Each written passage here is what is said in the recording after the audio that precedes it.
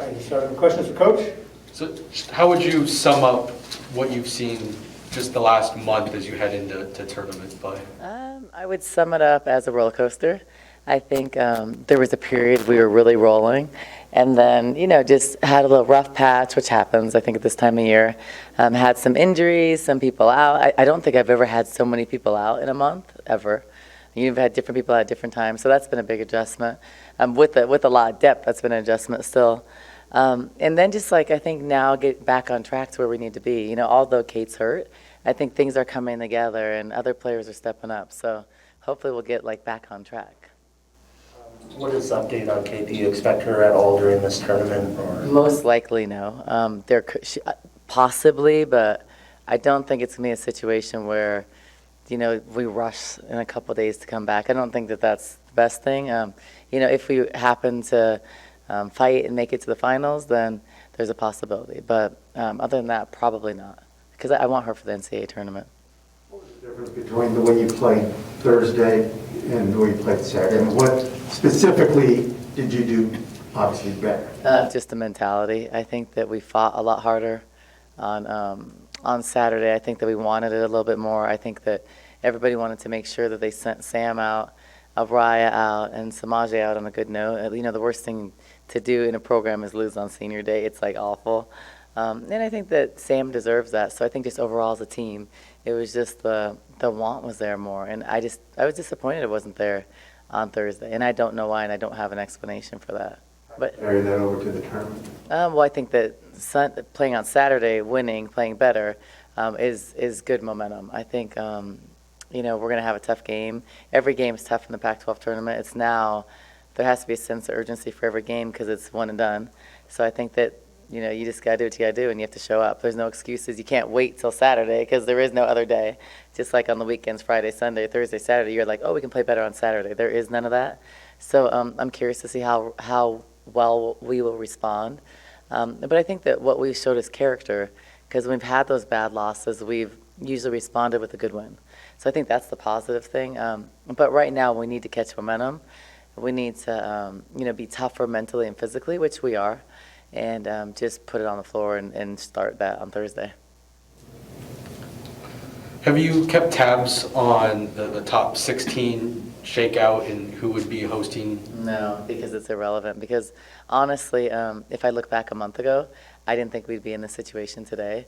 So I don't have time to really look at that stuff. I just got to focus on getting my team better. And I think when you get caught up in all that, you're distracted. And I think that was some of our, when you're learning what it takes to sustain success, you don't really know what that looks like. I think we went through that the last month. I think that everybody was really caught up in the rankings, like, we're 4, we're 6, we're 10.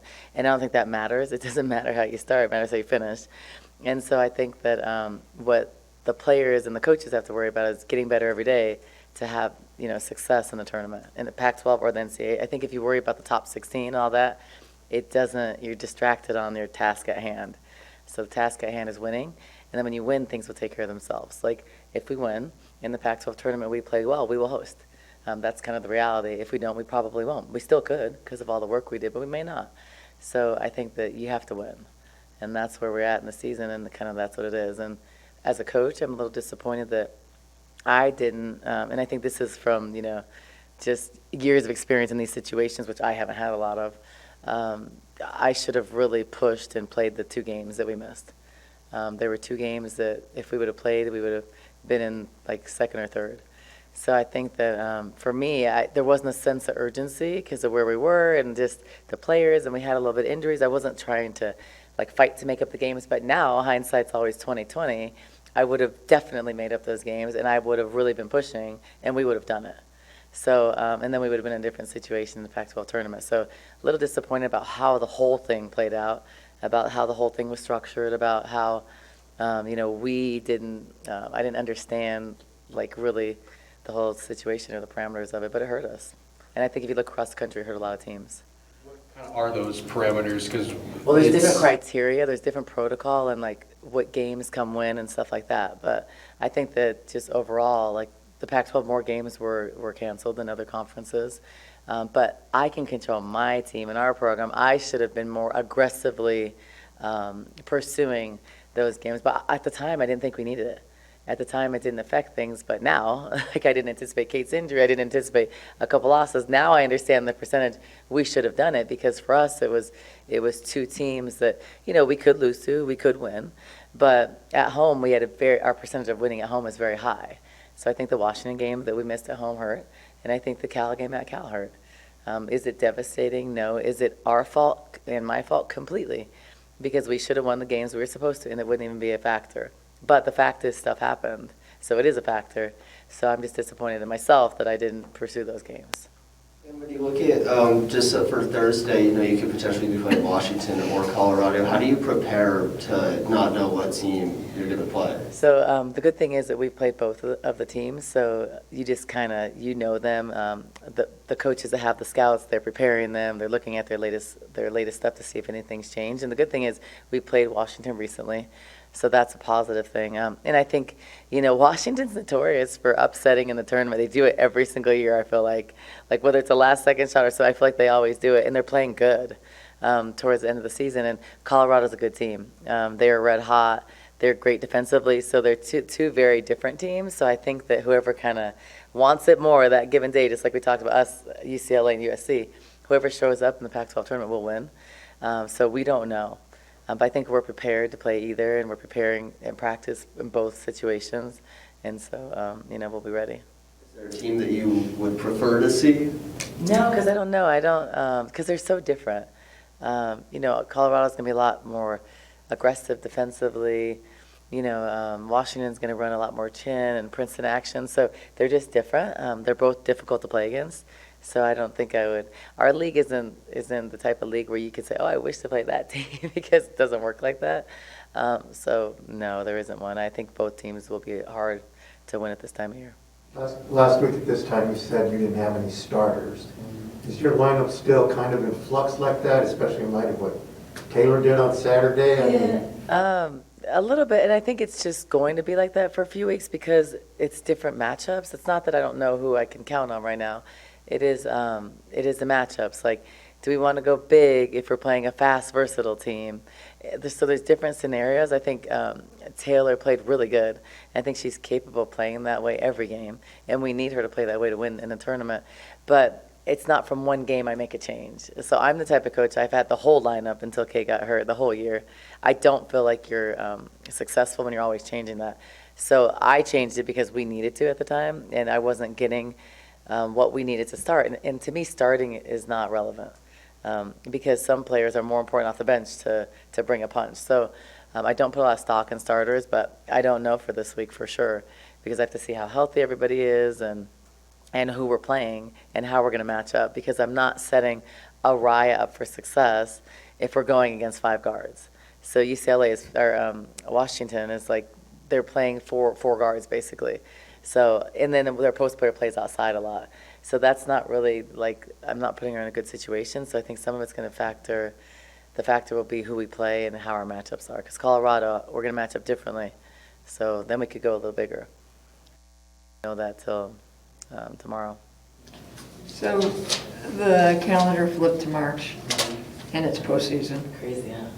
Do you feel sort of a different vibe with the team now because this is what you've sort of been playing for all season, is to get here and to be in this moment? Yeah, I think I expected a different vibe yesterday, but you know, I just told them this is like another season. This is the exciting time. So I don't know if we have such a new team. I don't know if everybody understands that and understands how like we caught fire last year and that was so fun.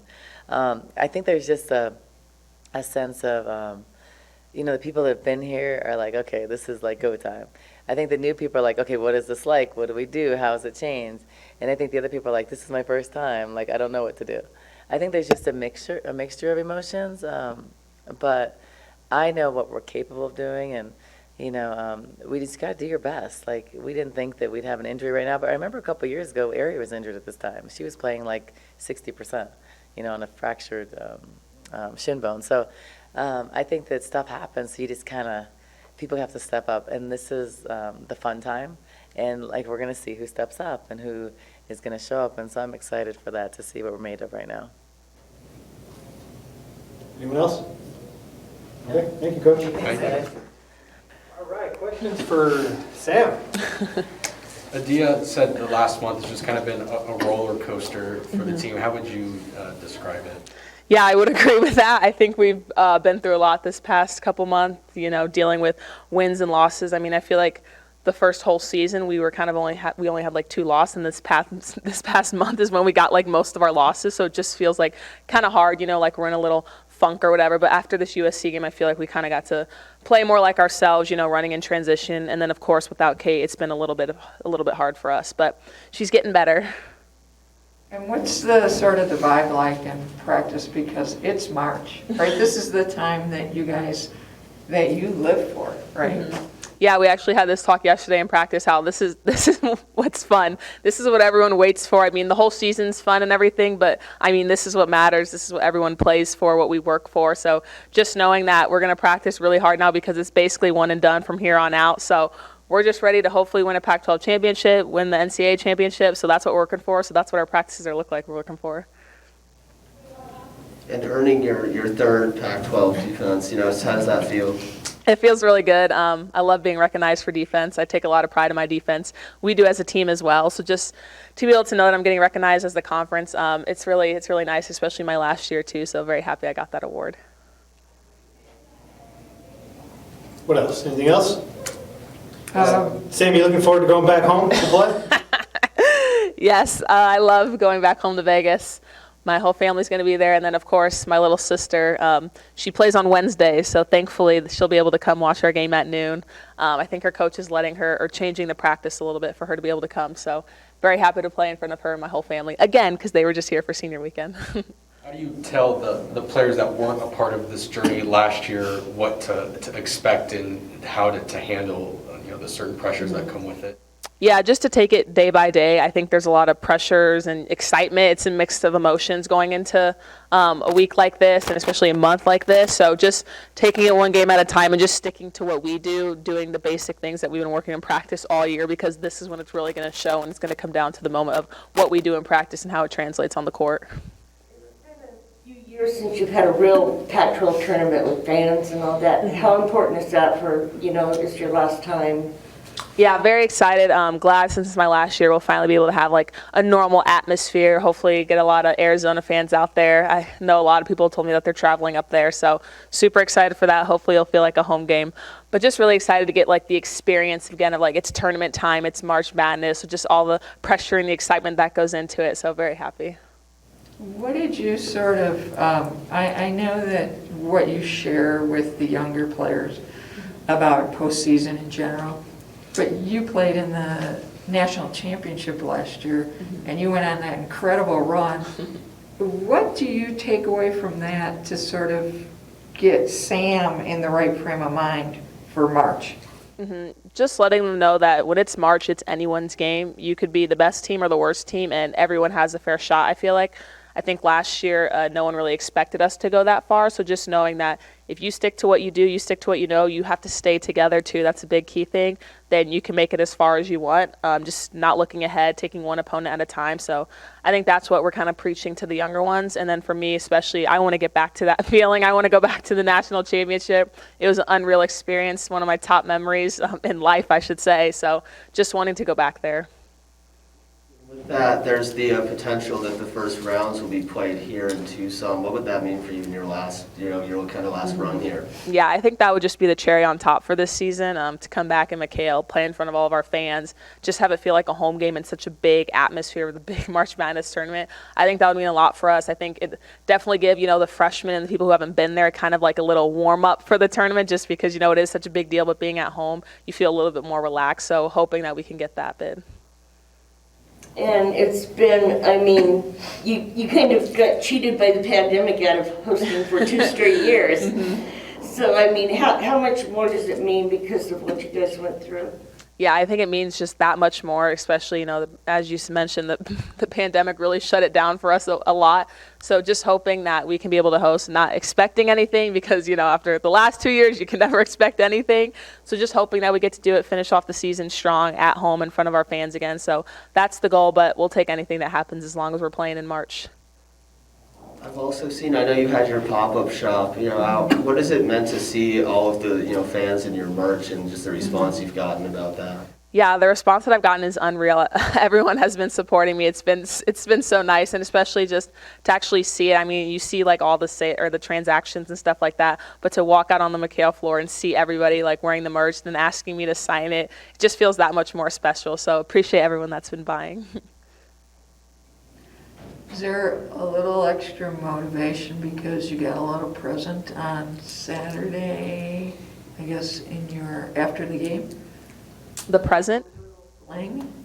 Oh, yes, that was very nice. That was some big motivation. We got our Final Four rings. They're huge. They look amazing. They're really pretty. So glad we got those. And it was just a nice little thing to end senior night on of everyone, getting their rings, showing it kind of brought back memories from last year. So very happy that we got to see those.